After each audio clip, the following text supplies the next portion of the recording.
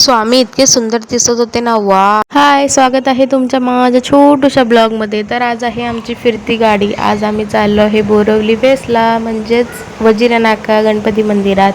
तर आम्ही बसलो उडण खटोल्यामध्ये, म्हणजेच एक्सिलेटरला उभे होतो. आणि माझ्या पोरी तर अशा वशाड सुटतात, असं वाटतं त्यांना घराच्या बाहेर पडल्यावर कुठे फिरू न कुठे नाही. मग काय, मम्मीला पण व्हिडिओमध्ये घेतलं, म्हटलं तुझा पण गुड लक असू दे माझ्या व्हिडिओमध्ये. मग आली आमची मेट्रो, बसलो मेट्रोला. आणि खाली बघताना तर असं वाटत होतं प्रत्यक्ष आम्ही हवाई जहाज मजा घेतोय. मग मग काय, आम्ही आलो, आमच्या हारफुल घेतले मंदिराजवळ. आणि लाईन बघते तर काय बापरे, एवढी सारी लाईन. मला तर विचार करून टेन्शन आलं, करून किती वेळ लागेल या लाईनीमध्ये मला.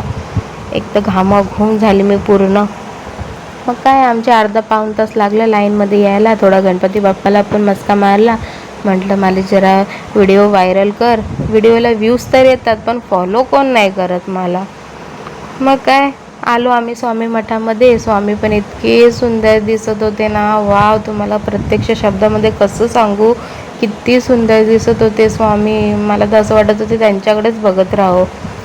मग काय, आलो पुढे फिश शॉपच्या दुकानामध्ये. तिकडे पण फिश, एवढे सारे रंगबिरंगी फिश होते. असं वाटत होतं आता फिश टँकच घरात आणते.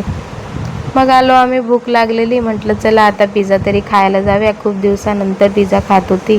माझ्या मुलीला पण पिझ्झा खूप आवडतो आणि मलाही आवडतो. तर खाल्लं. माझी तर ऑर्डर यायला टाईम होतं, या दोघांचं ऑर्डर आलेली. तर चला, व्हिडिओ आवडला तर लाईक करा आणि मला जरा यूट्यूबवरती पण सबस्क्राईब करा.